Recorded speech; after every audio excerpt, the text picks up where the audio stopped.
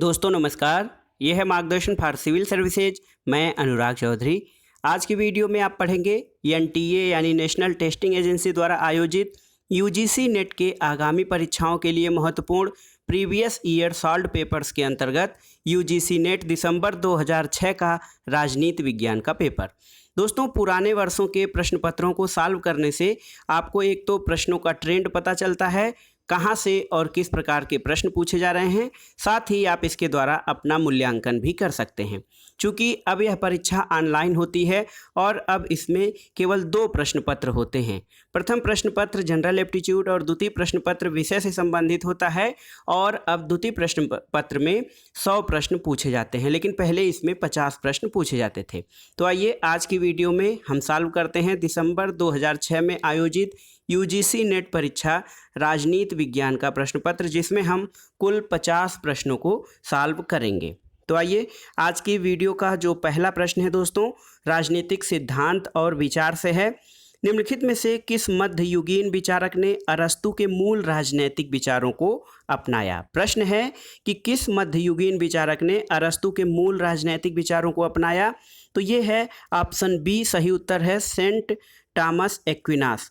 तो संत Thomas Aquinas या जिसे संत थॉमस एक्विनास कहा जाता है, उसने अरस्तू की पॉलिटिक्स के लैटिन अनुवाद किया और वो बहुत प्रभावित हुआ और अरस्तू के दर्शन को मसीही धर्म की मान्यताओं के साथ समन्वित करके धर्मशास्त्र, नैतिकता और राजनीतिक सिद्धांतों की एक प्रमाणिक प्रणाली विकसित की थी। दूसरा प्रश्न है, बहुत ही महत्वपूर्ण कोटेशन है, मनुष्य स्वतंत्र पैदा हुआ है लेकिन वह सर्वत्र बेड़ियों में जकड़ा है। तो ये प्रसिद्ध कथन दोस्तों रूसो का है, ऑप्शन बी सही है। मनुष्य स्वतंत्र जन्मा है लेकिन वह सर्वत्र बेड़ियों से जकड़ा हुआ है। अगला प्रश्न, प्रश्न संख्या 3, ये पुस्तकों का सुमेलन करना है, पुस्तक और उनके लेखक। तो आप जानते हैं द पॉलिटिक्स पुस्तक अरस्तू द्वारा लिखी गई है, द प्रिंस मैकियावेली की रचना है, द सोशल कॉन्ट्रैक्ट रूसो द्वारा लिखा गया है और ऑन लिबर्टी ये जे.एस. मिल की रचना है। अगला प्रश्न देखते हैं, चौथा प्रश्न, अरस्तू के अनुसार निम्नलिखित में से कौन सी सरकार उच्चतम या सर्वोत्कृष्ट होती है? बहुत ही महत्वपूर्ण है, अरस्तू के अनुसार कौन सी सरकार उच्चतम होती है? आपके ऑप्शन हैं लोकतंत्र, अल्पतंत्र, शासन तंत्र और तानाशाही। तो दोस्तों ऑप्शन सी है इसका, शासन तंत्र, जिसे अरस्तू अपनी भाषा में पॉलिटी कहता है। तो उसे यह शासन, उसका मानना था कि जो सरकार की ये व्यवस्था है शासन तंत्र या जो शासन तंत्र या पॉलिटी, यही सर्वश्रेष्ठ शासन प्रणाली है। अगला प्रश्न पांचवा आपके कथन कारण से संबंधित है। कथन है लॉक के अनुसार राज्य के कार्य और शक्तियां सीमित हैं। तो ये सही है। कारण है राज्य का अस्तित्व जीवन, स्वतंत्रता और संपत्ति की सुरक्षा में है। तो दोस्तों ए और आर दोनों सही हैं और आर ए की सही व्याख्या करता है। आपने लॉक के विचारों को पढ़ा था, तो उसके अनुसार राज्य के कार्य और शक्तियां दोनों सीमित हैं और उसके अनुसार राज्य एक संवैधानिक सरकार के अनुसार कार्य करना चाहिए जिसकी शक्तियां और अधिकार सीमित होते हैं, और राज्य जो है उसका प्रमुख उद्देश्य जीवन, स्वतंत्रता और संपत्ति यानी लाइफ, लिबर्टी एंड प्रॉपर्टी की रक्षा करना है। अगला प्रश्न है आपका सूची 1 का सूची 2 से सुमेलन कराना है। इसमें एक सूची में विचार हैं और दूसरी में आपके विचारक हैं। तो आइए देखते हैं। सामान्य इच्छा, जनरल विल का सिद्धांत आपका रूसो द्वारा दिया गया था। असीम संप्रभुता का सिद्धांत हाब्स द्वारा प्रतिपादित किया गया था। सीमित सरकार जो है वो लॉक द्वारा प्रतिपादित किया गया और नव राजनीतिक विज्ञान ये मैकियावेली का दिया हुआ विचार है। इसी के आधार पर मैकियावेली को प्रथम आधुनिक राजनीतिक विचारक माना जाता है, क्योंकि इसने मध्य युग से जो धर्म और राजनीति एक में मिक्स हो गए थे, इनको धर्म का राजनीति और नैतिकता से पृथक्करण करने वाला मैकियावेली नव राजनीति विज्ञान का जनक माना जाता है। अगला प्रश्न है दोस्तों, प्लेटो के अनुसार राज्य का निम्नतर रूप कौन सा है? बहुत ही महत्वपूर्ण है। तो इसमें आपके ऑप्शन जो हैं वो हैं लोकतंत्र, अल्पतंत्र, तानाशाही और महाजन तंत्र। तो प्लेटो के अनुसार राज्य का निम्नतर रूप जो है वो होता है, ऑप्शन ए सही है, लोकतंत्र। प्लेटो के रिपब्लिक की रचना का उद्देश्य सोफिस्ट विचारकों द्वारा प्रतिपादित आत्मतृप्ति के सिद्धांत को गलत और झूठा सिद्ध करना था, जिसे भ्रष्टाचारी और जनतंत्री दोनों ने अपना लिया था। तो प्लेटो लोकतंत्र को निम्नतम शासन व्यवस्था का रूप मानता है। अगला प्रश्न है, अरस्तु के अनुसार सर्वश्रेष्ठ शासन निम्नलिखित में से किस नियम पर आधारित है? तो ये है मध्यम मार्ग। आप जानते हैं कि अरस्तु एक मध्यम मार्गी विचारक था, यानी वो अतिवादी नहीं था। तो अरस्तु मध्यम मार्गी दार्शनिक होने के कारण उसे अतिवादिता बिल्कुल पसंद नहीं थी। इस कारण उसने राजतंत्र और कुलीन तंत्र के स्थान पर पॉलिटी को अपनाया और उसको ही सर्वश्रेष्ठ प्रणाली कहा। यानी अरस्तु के अनुसार सर्वश्रेष्ठ शासन मध्यम मार्गी विचारधारा है। अगला प्रश्न है, किसे अराजकतावादी विचारक की श्रेणी में रखा जा सकता है? इसमें आपके ऑप्शन हैं एम.एन. राय, अंबेडकर, गांधी और जयप्रकाश नारायण। तो दोस्तों इसमें आपका सही उत्तर है गांधी। महात्मा गांधी को दार्शनिक अराजकतावादी कहा जाता है। गांधी जी मार्क्सवादी और अराजकतावादियों के समान एक राज्य विहीन समाज की स्थापना करना चाहते थे। अगला प्रश्न है, किसने उदारवादी लोकतंत्र का अधिकारात्मक व्यक्तिवाद के रूप में परीक्षण किया था? तो सही उत्तर है दोस्तों option C, C B. Macpherson. C B. Macpherson ने उदारवादी लोकतंत्र का अधिकारात्मक व्यक्तिवाद के आधार पर परीक्षण किया था। 11वां प्रश्न है आपका कि निम्नलिखित में से कौन विशिष्ट वर्ग के संचलन में विश्वास करता है? विशिष्ट वर्ग के संचलन का सिद्धांत किसका है? तो दोस्तों पैरेटो और मोस्का। पैरेटो और मोस्का को एलीट विचारक माना जाता है, यानी अभिजनवादी विचारकों की श्रेणी में अभिजनवाद को विशिष्ट वर्गीय सिद्धांत भी कहा जाता है। तो दोस्तों विशिष्ट वर्ग के जो संचलन का सिद्धांत है वो पैरेटो और मोस्का के विचारों में आता है। पैरेटो, सी राइट मिल्स, टी.बी. बोटामोर और मोस्का ने अभिजनवादी धारणा पर अपने विचार दिए हैं। और राजनीतिक अभिजन जो होते हैं प्रबल राजनीतिक प्रभाव युक्त राजनेताओं की सामूहिकता का नाम होता है। ये किसी समुदाय के लघु अल्पसंख्यक होते हैं जो महत्वपूर्ण राजनीतिक पदों को धारण करते हैं। और पैरेटो और मोस्का का जो संचलन का सिद्धांत है उसमें ये माना जाता है कि अभिजन जो होते हैं अस्थायी नहीं होते हैं, ये कभी सत्ता में होते हैं तो कभी सत्ता से बाहर होते हैं, इनका संचलन होता रहता है। अगला प्रश्न देखते हैं दोस्तों। अगला जो प्रश्न है तुलनात्मक राजनीति और राजनीतिक विश्लेषण से है। पहला प्रश्न है कि तुलनात्मक राजनीति के क्षेत्र में अध्ययन समाविष्ट किया जाता है। तो ऑप्शन है आपके औपचारिक संरचनाओं और उनके कार्य, राजनीतिक प्रक्रियाएं, गैर संवैधानिक संस्थाएं, उपर्युक्त सभी। तो दोस्तों सही ऑप्शन आपका डी है, उपर्युक्त सभी, क्योंकि तुलनात्मक राजनीति के अंतर्गत संविधान, हित समूह, राजनीतिक दल, कार्यपालिका, विधायिका, निर्वाचक और मतदान व्यवहार, इन सभी चीज़ों को अध्ययन के विषय में शामिल किया जाता है। अगला प्रश्न है सामान्य व्यवस्था सिद्धांत समाज विज्ञान में सर्वप्रथम विकसित किया गया था। तो दोस्तों सामान्य व्यवस्था सिद्धांत जो है वो सबसे पहले जो है किस क्रम में विकसित किया गया था? तो इसमें ये है आपका ऑप्शन ए। ऑप्शन ए में सबसे पहले नृशास्त्र है, उसके बाद देखते हैं समाजशास्त्र है, फिर मनोविज्ञान है और उसके बाद राजनीति विज्ञान है। तो तुलनात्मक राजनीति के व्यवस्था विश्लेषण के सिद्धांत का प्रयोग सबसे पहले प्राकृतिक विज्ञानों में हुआ था, उसके बाद समाजशास्त्र में हुआ, फिर अब बाद में वो राजनीतिक विश्लेषण के क्षेत्र में प्रयोग होते हुए आया। तो सामान्य व्यवस्था सिद्धांत का जो समाज विज्ञान में जो क्रम है वो इस प्रकार है कि नृविज्ञान, समाजशास्त्र, मनोविज्ञान और राजनीति विज्ञान। अगला प्रश्न है दोस्तों आमंड के अनुसार राजनीति व्यवस्था में निवेश कार्यों में कौन कौन सी चीज़ें शामिल की जाती हैं? तो इनपुट यानी निवेश में क्या चीज़ें शामिल की जाती हैं? हित अभिव्यक्तिकरण और हित समूहीकरण, यानी ऑप्शन 1 और 2 हित अभिव्यक्तिकरण, हित समूहीकरण और राजनीतिक संप्रेषण, ये आमंड के अनुसार राजनीतिक व्यवस्था में निवेश कार्यों के अंतर्गत शामिल की जाती हैं। 15वां प्रश्न है, किसने आधुनिकीकरण को मानव विचार और क्रिया के सभी क्षेत्र में परिवर्तन की बहुमुखी प्रक्रिया बताया है? तो ये हैं महत्वपूर्ण विचारक केनेथ आर्गेन्स्की।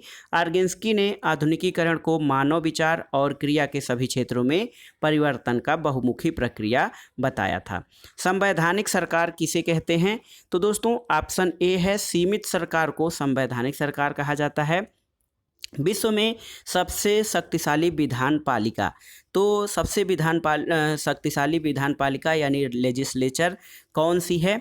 ऑप्शन है आपके भारतीय संसद, इंग्लैंड संसद, संयुक्त भारतीय अमेरिका की कांग्रेस और फ्रांस संसद। तो इसमें आपका सही उत्तर है दोस्तों, इंग्लैंड की संसद सबसे शक्तिशाली विधान पालिका मानी जाती है। और ब्रिटिश संसद को प्राप्त इस असीमित शक्ति को संसद की संप्रभुता या संसद की सर्वोच्चता कहते हैं। और ये भी कहा जाता है कि ब्रिटिश संसद एक पुरुष को स्त्री और स्त्री को पुरुष बनाने के अलावा सब कुछ कर सकती है। 18वां प्रश्न है आपका, ये देखिए, सूची 1 का सूची 2 से मिलान कराना है।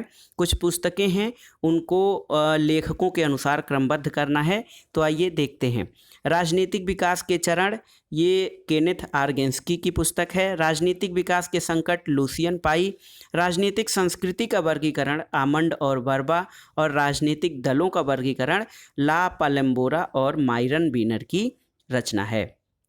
भारतीय शासन और राजनीति से जो संबंधित प्रश्न हैं उनके बारे में देखते हैं। भारत में भूदान आंदोलन का प्रारंभ किसने किया था? बहुत ही महत्वपूर्ण है। भूदान आंदोलन के प्रारंभकर्ता आचार्य विनोबा भावे हैं। उत्तर सी ऑप्शन आपका सही है। 20वां प्रश्न है, politics of scarcity. Politics of scarcity पुस्तक के लेखक कौन हैं? तो ये हैं माइरन बीनर। माइरन बीनर जो हैं वो पॉलिटिक्स ऑफ स्कैरसिटी पुस्तक के लेखक हैं। अगला प्रश्न है, भारतीय संसद के दोनों सदनों में साधारण विधेयक पर मतभेद की स्थिति में किसको पेश किया जाता है? तो ये है, दोनों सदनों की संयुक्त सम्मेलन को वो विधेयक पेश किया जाता है जब दोनों सदनों में किसी साधारण विधेयक पर मतभेद की स्थिति होती है। अगला प्रश्न है, लोकसभा सदस्य की अयोग्यता के प्रश्न पर निर्णय किसके द्वारा किया जाता है? तो सही उत्तर है दोस्तों ऑप्शन बी, लोकसभा अध्यक्ष दल बदल के उपबंध के आधार पर लोकसभा के किसी सदस्य की निर्भरता के प्रश्न का निपटारा करता है। 23वां प्रश्न है, संवैधानिक उपचार का अधिकार भारतीय संविधान के किस अनुच्छेद में दिया गया है? बहुत ही आसान प्रश्न है, अनुच्छेद 32। दोस्तों संवैधानिक उपचारों का सिद्धांत जो है वो अनुच्छेद 32 के अंतर्गत शामिल किया गया है और यही व्यवस्था मूल अधिकारों को वास्तविक संरक्षण प्रदान करती है। अगला प्रश्न है, कौन से मूल अधिकार श्रेणी छुआछूत का विलोपन करती है? तो ये है ऑप्शन बी, समानता का अधिकार। इसके अंतर्गत अस्पृश्यता के अंत की बात कही जाती है। 25वां प्रश्न है, कौन सा भारतीय संविधान में निरूपित नहीं है? तो दोस्तों ऑप्शन है आपके निर्वाचन आयोग, संघ लोक सेवा आयोग, भारतीय राष्ट्रीय कांग्रेस और मंत्रिपरिषद। तो इसमें ऑप्शन सी आपका भारतीय राष्ट्रीय कांग्रेस ये संविधान में वर्णित नहीं है। 26वां प्रश्न है, सरकारी आयोग किसके संबंधों के पुनर्विलोकन के लिए स्थापित किया गया? तो सही उत्तर है दोस्तों, केंद्र राज्य संबंध के पुनर्विलोकन के लिए सरकारी आयोग की स्थापना 1983 में की गई थी। अगला प्रश्न है, किस प्रधानमंत्री के कार्यकाल में नगरपालिका विधेयक प्रथम बार पेश किया गया था? तो ये थे राजीव गांधी। राजीव गांधी के प्रधानमंत्रित्व काल में नगरपालिका विधेयक पहली बार पेश किया गया था। आपको याद रखना चाहिए कि राजीव गांधी का कार्यकाल 1984 से 1989 तक है। अगला प्रश्न है, किस राजनीतिक दल के सदस्य आनुपातिक रूप से सबसे अधिक फौजदारी मुकदमों में पंजीकृत हैं? तो ये है भारतीय जनता पार्टी। भारतीय जनता पार्टी के सदस्य जो हैं वो आनुपातिक रूप से सबसे अधिक फौजदारी मुकदमों में पंजीकृत हैं। अगला प्रश्न है दोस्तों, कानून द्वारा स्थापित प्रक्रिया न्याय पद्धति की विशेषता है। तो दोस्तों कानून द्वारा स्थापित प्रक्रिया इसके न्याय पद्धति की विशेषता है। ये भारत के संविधान में ये वर्णन किया गया है या ये व्यवस्था अपनाई गई है कि कानून द्वारा स्थापित प्रक्रिया जो है वो न्याय पद्धति की विशेषता है। इसकी व्याख्या आप इस रूप में कर सकते हैं कि कानून द्वारा स्थापित प्रक्रिया भारतीय न्याय पद्धति की विशेषता है और कानून द्वारा स्थापित प्रक्रिया के अंतर्गत शासन जो है वो कानून के माध्यम से चलाया जाता है और कानून का निर्माण विधायिका करती है। अगला प्रश्न कथन कारण से संबंधित है। कथन है आपका, भारतीय सर्वोच्च न्यायालय बुरे कानून को अवैध घोषित नहीं कर सकता, और कारण है भारतीय सर्वोच्च न्यायालय कानून की स्थापित प्रक्रिया का अनुपालन करता है। तो दोस्तों कथन जो है इसका गलत है, जबकि कारण सही है। क्योंकि कथन इसलिए गलत है कि भारतीय सर्वोच्च न्यायालय यदि कोई कानून बुरा है तो उसको अवैध घोषित कर सकता है। तो ऑप्शन डी सही है, ए गलत है, लेकिन आर सही है। अगला प्रश्न लोक प्रशासन से संबंधित प्रश्न है। मिन्नो ब्रुक सम्मेलन किस वर्ष हुआ था? दोस्तों मिन्नो ब्रुक सम्मेलन 1968 में हुआ था और ये लोक प्रशासन की युवा पीढ़ी का सम्मेलन था। 1968 के बाद लोक प्रशासन के अध्ययन को नवीन लोक प्रशासन के रूप में माना जाता है। तो मिन्नो ब्रुक सम्मेलन का जो वर्ष है वो है वर्ष 1968। अगला प्रश्न है किसने लोक प्रशासन के पृथक अध्ययन पे बल दिया? तो इसमें सही उत्तर है आपका वुड्रो विल्सन। वुड्रो विल्सन ने प्रशासन के अध्ययन यानी स्टडी ऑफ एडमिनिस्ट्रेशन पर अपना निबंध लिखा था और इसमें उन्होंने बताया कि प्रशासन और राजनीति दो अलग अलग विषय हैं, इसलिए प्रशासन का अलग विषय के रूप में अध्ययन किया जाना चाहिए। अगला प्रश्न है टेलर जिसे कि वैज्ञानिक प्रबंध सिद्धांत का जनक कहा जाता है, FW टेलर। तो टेलर द्वारा विकसित वैज्ञानिक प्रबंध के नियमों में क्या समाविष्ट है? तो दोस्तों ऑप्शन बी यानी उच्च पारिश्रमिक का प्रोत्साहन, कार्यप्रणाली का मानकीकरण और कार्य स्थिति का मानकीकरण। इसमें दल भावना शामिल नहीं है। तो टेलर फ्रेडरिक विंस्लो टेलर जो FW टेलर थे, इन्होंने वैज्ञानिक प्रबंध के नियमों का प्रतिपादन किया था।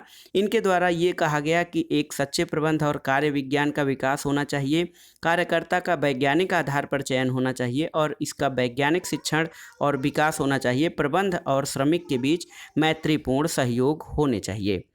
अगला प्रश्न है दोस्तों किसने गठबंधन के 14 नियमों का प्रतिपादन किया था?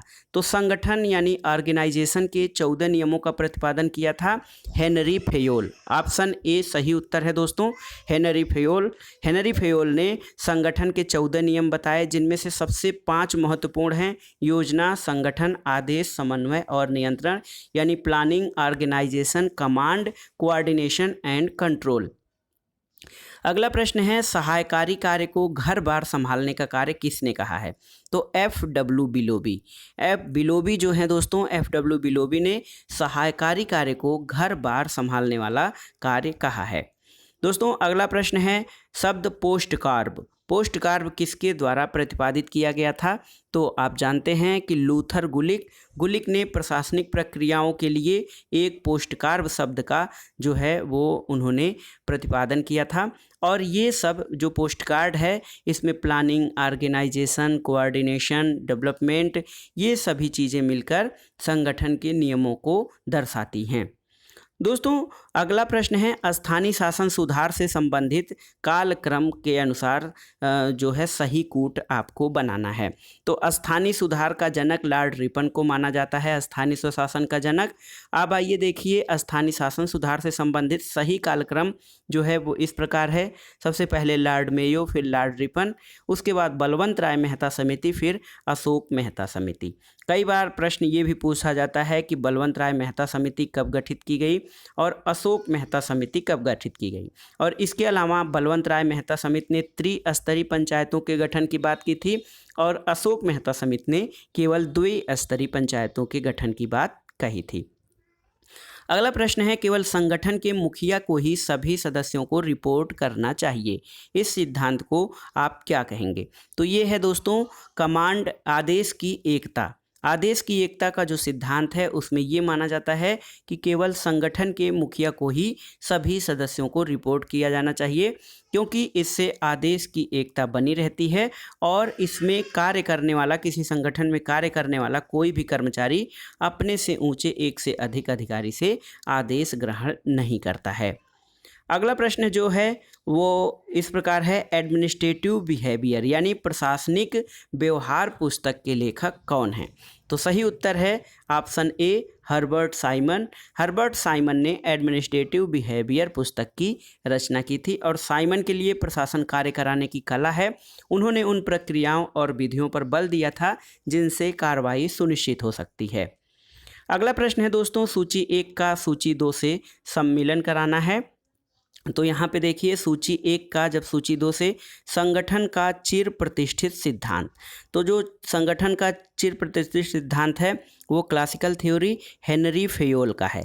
आप हेनरी फेयोल पे लगा दीजिए। क्रियाशील कार्यदेशकता, तो क्रियाशील कार्यदेशकता का सिद्धांत FW टेलर का है। नियंत्रण विस्तार दोस्तों, नियंत्रण विस्तार A.V. ग्रेकुनस नियंत्रण विस्तार का सिद्धांत है। और पद सोपान जो प्रक्रिया है ये J.D. मूने का सिद्धांत है। अब आइए देखते हैं अंतर्राष्ट्रीय संबंध से संबंधित महत्वपूर्ण प्रश्न। यथार्थवादी अंतर्राष्ट्रीय व्यवस्था का गठन करते हैं। तो यथार्थवादी अंतर्राष्ट्रीय व्यवस्था का गठन अराजकता के आधार पर किया जाता है।